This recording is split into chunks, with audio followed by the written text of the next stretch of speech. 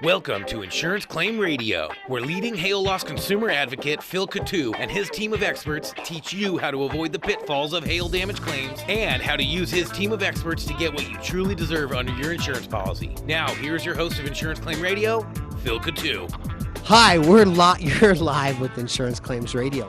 We're a radio show that specializes in helping the consumer, the adjuster, public adjuster, appraiser, roofing contractor, and the public navigate their insurance claims in Colorado. We're going to talk today about property insurance, and we're going to take the show a little bit different today. We're going to talk about some of the horror stories that we've either personally been involved in when we were very young, so that's a very long time ago, or other stories that we're aware of with contractors. How to maybe deal with your carrier and to document your claims, that type of thing. I'm your host, Phil Coutu. I'm the owner of Rooftop Roofing. I'm an adjuster, a public adjuster, and an appraiser. I'm also live with Mike Neely. He has over 30 years experience in this business. Mike was formerly Pro Roof. I think he's coming over to work from Rooftop soon. I think. He's done. He's over. Done. Is he done? He's over. All I'm right. not sure why he's wearing that shirt. He wants to come work with us, primarily on commercial, but he's been wrapping up so much residential because he's quite a large contractor in the Colorado area. Our other guest is Ed Levy. He's Atlas Law Group. He's an insurance attorney that specializes in insurance, troubled claims, that type of thing. And then our other host is Stevie Solomon, former shingle manufacturer rep. He's here and has a lot of expertise about putting on claims and that type of thing. So guys, let's open up the show. You guys want to start with talking about horror stories in the industry we've been involved in or witnessed in our younger days or over the time of our career? I think it's important for the people to understand there. We're talking about the cornerstone of success. And I was been asked that question before, and I said, well, a lot of the cornerstone of my success is based on failures. I ain't going to do that again, or I'm going to do it different. In our younger days. And the previous show I was talking about a roof that we forgot to throw the tarps out of the truck and it rained 2 inches. We're on another roof 8 miles away. So we lucked out because it rained so hard and it skipped the plywood and we did very little damage. It could have been a horror story. And you don't want to be with immature young contractor when that happens. So Mike, what's the worst thing that's either happened to you personally or you've seen happen? You know, I had one last year in Golden. All right, we had a storm that came up, and it came up within 2 minutes, and we weren't prepared. 2 minutes, we were doing this roof in sections. You were hopefully that you're going to be prepared, but we had water come in. It ended up causing damage to the inside. And it wasn't a cool situation. Even though I'm as experienced now, you have to really be careful. You have to be on top of it. You have to have project managers. You have to have people that know what they're doing. That crew has got to be, very wise and to make sure they know what the weather situation is. Right, and that comes with experience, guys. It comes with people that have been in Colorado for a long time, people that have been doing this their whole life. A lot of, because there's a lot of great young people out there, you want to give them a chance, but you don't want to be one of their horror stories when it comes to construction, especially with the weather in Colorado where storms blow up coming over the mountains. Trust me, it's an adaptation here. I just had a friend a year ago. I was supposed to do a prominent hotel with him up by the airport in Denver, and we were a little bit more pricey, and he decided to do it with somebody else. And he said, Phil, what the heck? It's supposed to be so dry. We got 8 inches of snow. They tore off hundreds of squares and didn't have it watertight, and they flooded out a good chunk of the hotel. They had to shut down all their conference rooms for weeks. It's a nightmare because litigation ensued. They came out okay in the end, but it's just troublesome. He's just like, I can't believe this happened. I'm like, it's Colorado. This happens everywhere around the country, whether it's snow, thunderstorms. I've worked all over. And these are things that experience come down to. And we're going to talk a little bit more about this. We're going to take a quick commercial break. I'm your host, Phil Coutu. You can reach me at rooftoproofing.com, rooftoprestoration.com, amongst some other companies. I am your host, and I'm an adjuster, public adjuster, appraiser, insurance expert, roofing expert, and a contractor. You can reach us at 303-997-4247. We're going to take a break. You're listening to Insurance Claim Radio. Be sure to stay tuned. We'll be right back after these important messages. Do you have a commercial property hail claim, troubled claim, underpaid claim, missed damages, bad faith, possible legal action? Rooftop Restoration is a leading hail loss consumer advocate for poorly handled insurance claims. We specialize in hail damage, large commercial claims, and provide the total claims package risk-free. We pay and cover all expert costs. Engineers, attorneys, roof inspectors, adjusters, we get you what you deserve under your insurance policy. Finance large deductibles, finance all the experts, exceptional experience and a stellar reputation with zero out-of-pocket costs. Risk-free. Rooftop Restoration. 303-997-4247. 303-997-4247. Check us out at rooftop-restoration.com. Welcome back to Insurance Claim Radio. Now, here's Phil Coutu and his team. Hi, we're back with Insurance Claim Radio. You're live. We were just talking about some of our horror stories. Mike was talking about how they got caught in Golden. And so let's talk about that. Mike, you got caught in Golden. What happened? Well, and unfortunately it happened, and I have insurance to cover that, right? I've got $1 million, $2 million on it. If we need different bonds, we can do that. But insurance is very important. Also for the contractor, you want to make sure that you have that in your contractor that you choose, and probably, Ed, you could probably tell us about situations where, cut our pants down a little bit and we need help. What can we do? Oh, absolutely. I mean, that's why you would have your general counsel involved in the case or with your company. But also we would have insurance and reinsurance because any potential loss needs to be reinsured. Even in the legal industry, experience plays as well. Because, I remember F. Lee Bailey was once quoted as saying when he was younger, he lost cases he should have won. And when he was older, he won cases he should have lost. So in his mind, justice in the long run worked out. But as in roofing, as in law, especially in law, there are no sure things. There are no guarantees. Every attorney tries to be diligent. You try to make sure you understand the law. You present the law, present the facts, present the case. But there is no sure outcome. And if you have an attorney who tells you this is a sure thing, no matter what, we got this one locked up, you probably want a second opinion. Well, and also, you want to make sure he's on contingency if it's that locked up. Phil and I, we have an awesome A+ rating with the BBB, right? I've never had a Better Business Bureau complaint. And also, we get in situations where, how does the Attorney General look? You might want to look that up and check it out. How does that company look? And Ed, how important is an Attorney General in the state of Colorado? Very important. The Attorney General actually enforces consumer protection laws, takes an active role in weeding out bad actors and bad characters in the industry, as do the regulatory agencies, as when people have issues along those lines. So it's all very critical to really the integrity of trying to protect the public.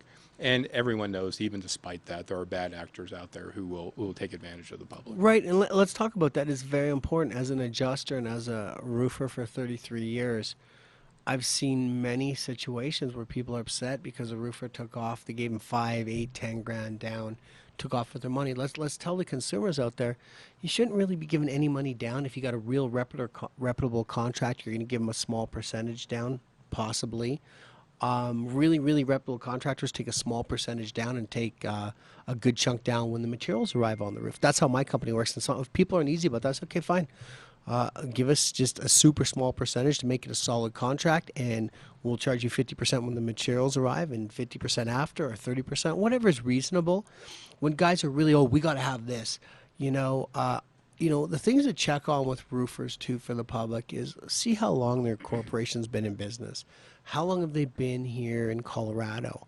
How many complaints do they have? Did they handle their complaints? There's things that happen. I had a church 4 years ago, a prominent church in Colorado Springs we're doing, and we had to dry in a giant flat commercial roof for the night, and our guys dried it in with some shrink wrap and had it all caulked down. And later that night at dark, we got a hailstorm with 1.5 inch hail that punctured our tarping, which is our shrink wrapping, and it rained 3 inches, and we flooded out a good chunk of the church. So what does a reasonable contractor do? Well, we could file a claim on that, but we're like for $50,000. That's why you want to use mature, savvy contractors that are financially strong. First thing we did is we got our dry out equipment. We started cleaning everything up.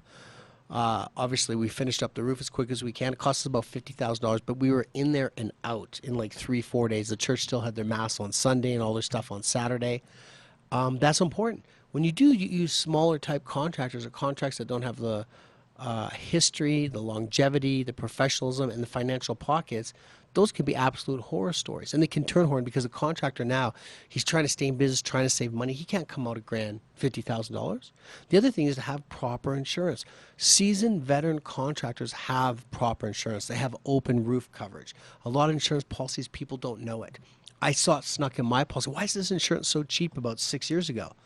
There was an open roof exclusion. Does anybody know what that is? Mike, you know what an open roof exclusion is? Yeah, I mean, if you get rained on and you've got it, you're like out the door. You're You don't have AOL. any, yeah. So the people don't know. So here's my insurance. I got $2 million.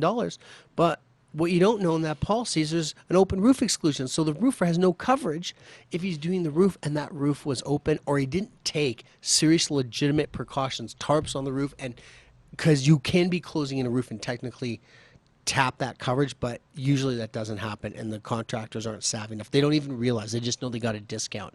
So these are super important things why I want to have savvy contractors. Hey, another thing we might want to talk about is tools of the trade. Purchase an equipter, right? So it's a $33,000 machine to where we can go around and pick up and load and all this type stuff. I mean, how is the roofer's contract? I mean, what is his car slimy and bad? And what's his appearance? What? That's important because I'm not that into materialism, but I think it's very important for a contractor to have a solid image, have nice equipment.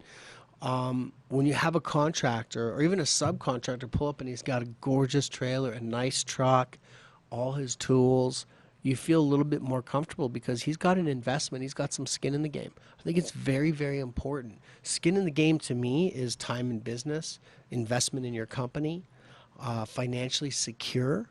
How long have you been in business under that trade name? What's your past? I mean, those are big deals the consumer doesn't realize. We get these storms in Colorado, and the dog and pony show comes in storm chasing. And these guys may buy out a company. They may pick up. People don't know this, man. I should do a whole show on this. I've had to do it. When I was younger, I chased around the country because it was good money. I got paid a lot. Generally, I didn't run the company then. Sometimes I did. But we'd buy into a company. You pay them 5%, go sell all kinds of roofs, create a different corporation. There's no real warranty there, but people don't know that. Because you buy up an old shell company, 7, 8 years old, you got your BB A+ rating, you look great. Oh, you've been in business 7 years, but you bought out somebody else's misfortune or a company that closed down. There's a ton of tricks. I think it's so important to use somebody is very knowledgeable, somebody who is local or has there's some national companies, right? They have a great presence and they've been in that state a while. Well, if they've been in that state, they have a presence. They're well funded, so that's okay.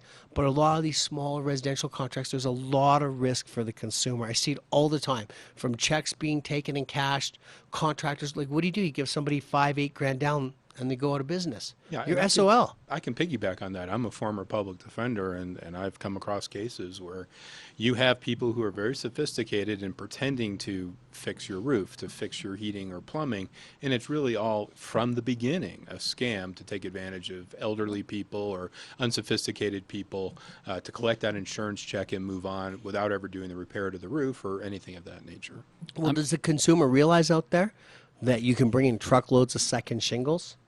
You don't even know they're wrapped in the package and everything. They look like they're all great. They're just shingles where the sealant strip was sticking, the aggregate was slight light on. You don't know the manufacturer issues. I know companies that use second shingles on roofs. I don't even know if it's illegal. There's some might be. stock I don't know places if it's illegal, here. Stevie. You remember? I don't think it Well, is. the thing is, they're not supposed. The thing is, you can buy from the manufacturer, but you just can't give the warranty, right? Right. And you throw the warranty away. What's the point of putting on shingles, It's right? not even illegal then, is it? Yeah, Because no, it's not. I know contractors right now in the Colorado area, they put on second shingles. Yeah, think about the birth of a contract, right? How does a contractor come into play? Because they work for some other company. They said, "Oh, okay, I think I can go do this."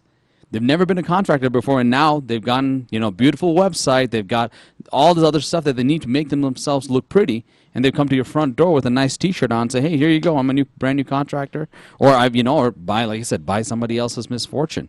So I know there's about 4 places in Denver where you can go and buy these secondary shingles or somebody that's been left over, right? Yeah. It's not a cool thing, right? You have no warranty. Yep. Right? Your labor's going to be, I mean, somebody that's selling that to these places are probably not reputable. Yep. I mean. You guys, I've seen it so far about 15 years ago where there was a major lumber company buying second shingles from the manufacturer, rewrapping them with their own name and selling them as shingles.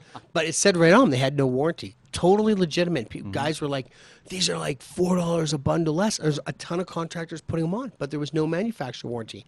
Now, does that mean the shingles are necessarily bad? Not necessarily, but they are seconds. It's a much more higher probability and risk.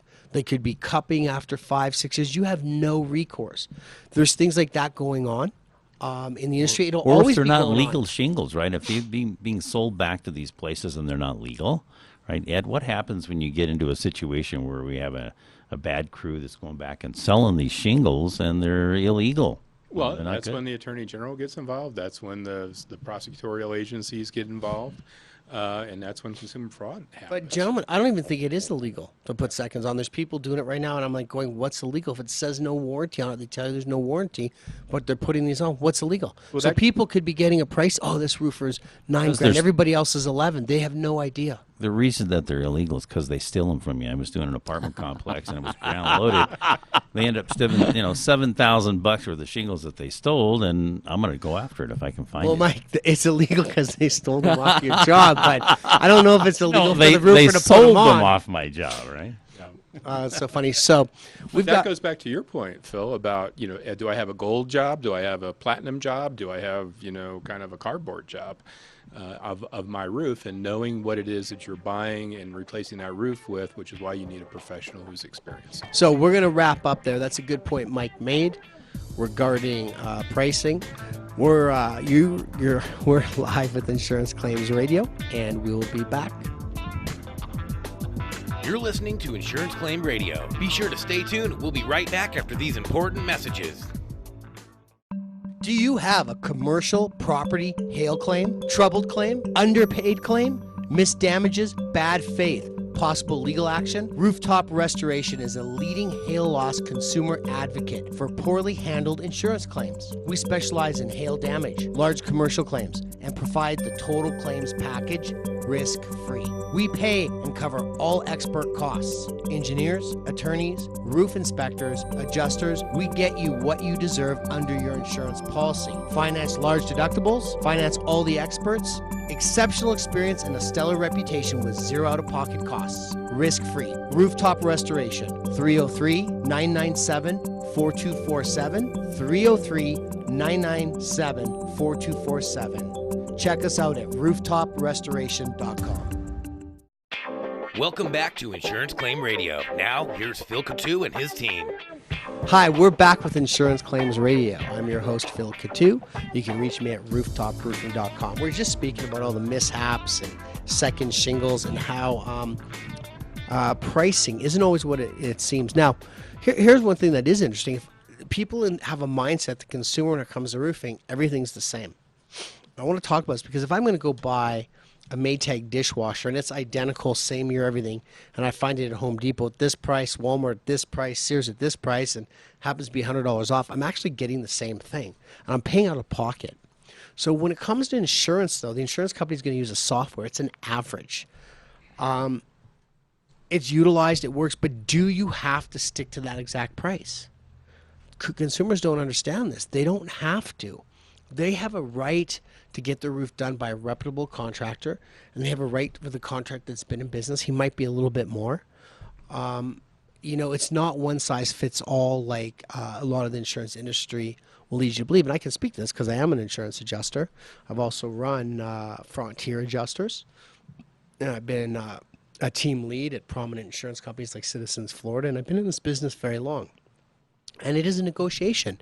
And not all contractors are created equal. And you have a right to, have a quality contractor, which you deem as right. So even though they just give you this price, say if it rents a roof, it's $10,000. Does that mean it's $10,000? Absolutely not. And let me tell you why. When you're taking an average price and using an insurance software, it's just a guide. That's all it is. It's trying to get to something that's reasonable. But if the adjuster missed line items, or the line item prices aren't keeping up with the market because a storm hit, or other contractors aren't doing the full extent to the manufacturer's installation instructions. It might not be a fair price. You might not be getting the same quality of roof. So if you have a contract and you have a claim, why would you not go out and get a pretty solid contractor? Someone who's more local, he's been in business a long time, he's financially secure. These are really important things. A lot of times insurance, the public sees this price, well, this guy's 12 and this guy's 10. Well, even if your insurance company paid 11 and this guy's 12, will the insurance company pay that 12? If it's legitimate, absolutely. If it's not, they won't. But if it's legitimate, it can be proven, yes. But here's this guy at 10. A lot of insureds, consumers think they can put that money in their pocket. Absolutely not. When you go render that invoice, you're getting charged your deductible of, say it's $1,000 for an example, on the $12,000 deal, the $11,000 deal, or the $10,000. You are not profiting off that claim, and nor should you. Or you can't. You can't It's legally. fraud too. It's a third-degree felony to profit off your insurance, and there's a reason for that. Because you bought insurance to make you whole, not make a profit and put money in your pocket. And remember, everybody out there, when you go with a shady contractor like that, you can blow your whole coverage. They can ask for all the money back because you made a misrepresentation. So if you put in a fake invoice or, oh yeah, mark the invoice up a grand. I see it all the time. I was an adjuster. I saw it as a roofer. I'm told all the time, well, my guy's going to rub out my deductible. And I'm like, well, you should go with him if you want to do that. But let me tell you, it's a third-degree felony, and you can be asked for all the money back. How do insurance companies find that out? Well, for the public, they can request the check back to make sure it went through the bank and see it matches up with what they paid or what you said the invoice was. There's many ways. There's SIU units that investigate these type of claims for the insurance company. I've had fraud on $1 million claims when I worked for the insurance company. I was like, guys, this isn't going to roll. Because the adjuster has a somewhat obligation to pay what's fair, but you're not supposed to profit off the insurance. So when I was an adjuster, I hated those. But there are times where I'm like, hey, we got a multi-million-dollar claim and the roofing company's jamming us for $800-900. I know is not legitimate. There's other times maybe it is legitimate, but you want to look into that. You know, Phil, I had a situation where I had a residential customer that they filed 3-4 different claims from 3 or 4 different insurance companies. And these insurance companies talk, because I got to see the paperwork on it, and it said, hey, he tried to file for a washer dryer leak here, he had a roof here, so they do communicate with each other, and they're able to see if there's fraud being committed. There's good consumers and bad ones. Unfortunately, this gentleman was not so hot. And it's a problem, fraud, too, because that's one thing that does weaken the insurance industry. We don't want to see a weakened insurance industry. It hurts all the consumers. When you're party to fraud, you really are hurting the whole. Our blanket advice is when you're dealing with your carrier, be honest. And misrepresentations will destroy your coverage. It'll destroy your claim. And let's talk about how important it is to be honest with your insurance company. Tell the truth. These adjusters do this every day. They can spot your character. They know when something's fishy. You want to tell the truth. If you don't tell the truth and you get caught with a misrepresentation, it can void all your coverage. Plus, take your license away. Yeah, honesty is the best policy, man. It really is. A lot of times we hear, we get contractors who are talking about, oh, yeah, I'll waive your deductible. Why? For what reason, right? You can't, It's just amazing, how people talk about this stuff, and it's almost sickening to see that, homeowners are so happy to do it. They get caught in this trap of, oh, yeah, nobody's going to. It's not. You don't want to do that. You don't want to start. We don't do our business that way. And that's why we get to sleep at night in peace, knowing that we represent our clients the best way possible. It is not worth it to misrepresent anything. And if you don't know something, don't try to pretend you don't know. When your adjuster, if they're going to do an interview with you, just be very truthful. If you don't know something, just say, I don't know. I don't recall. Get the facts, because you have. It is really important, especially if the insurance company's tape recording you. It's just, I can't tell you how important it is. You can really cause yourself a lot of issues by not being honest. Anyway, I'm going to chime in. It's important to have proper representation, legal and otherwise, because terms of art and certain questions and certain leading questions and techniques that may be employed against an average person or a policyholder may not go in their favor. And so sometimes those interviews and things, you should have adequate representation. Right, and for some reason it was slipping me, even though I've been in this business forever, but examination under oath. I used to do those as an adjuster. I have a lot of my clients when we're on the other side, whatever side we're on, to do those. They're very important to be very truthful. And that is often, you want to at least have your public adjuster there, and if you can have the attorney there for it, you should. Because a lot of times when you're going as far to do an examination under oath in your insurance company, you have an inkling that maybe something's up. Sometimes we just do them because it's a big claim, but listen, most of my even $1 million claims, I didn't do an examination under oath, and unless I just thought, are this claims overinflated? There's something up here. They got these monster deductibles. We think the contractor's washing out deductibles. So it's very important, and it's very important to be truthful. And all I can tell people is I've been in this business 33 years. You want to stay away from contractors that are like, oh yeah, we can do this. Nobody will know. Those are all red flags. Nobody will know. Oh, we can save you this. We can wash out your deductible. Let's be perfectly clear. In Colorado and every state I know in the union, you should not be washing out deductibles when it comes to property insurance. It's not legal. And we'll specifically talk about property insurance because there is some cases with car insurance and that with dent guys where, it's looked the other way on. But in this case, I just want the public to know that fact. They have independent agents, also with that, we need to deal with them quick. One thing I would say, though, generally the insurance company has a duty to investigate the claim. The policyholder has a duty to prove the claim. And the minute there's a misrepresentation intentional, you have destroyed your credibility for the remaining proof of that claim. It's almost virtually impossible to convince a jury that you only lied once. So we're going to wrap up. You're live with Insurance Claim Radio. I'm your host, Phil Coutu. You can reach me at rooftoproofing.com, and we'll see you on the next show. Thank you for listening to Insurance Claim Radio. For more information on how to maximize your hail damage insurance claim or to contact Phil and his team, call 303-997-4247. And be sure to tune in next week for more Insurance Claim Radio. Do you have a commercial property hail claim, troubled claim, underpaid claim, missed damages, bad faith, possible legal action? Rooftop Restoration is a leading hail loss consumer advocate for poorly handled insurance claims. We specialize in hail damage, large commercial claims, and provide the total claims package risk-free. We pay and cover all expert costs. Engineers, attorneys, roof inspectors, adjusters, we get you what you deserve under your insurance policy. Finance large deductibles, finance all the experts, exceptional experience and a stellar reputation with zero out-of-pocket costs. Risk-free. Rooftop Restoration. 303-997-4247. 303-997-4247. Check us out at rooftoprestoration.com.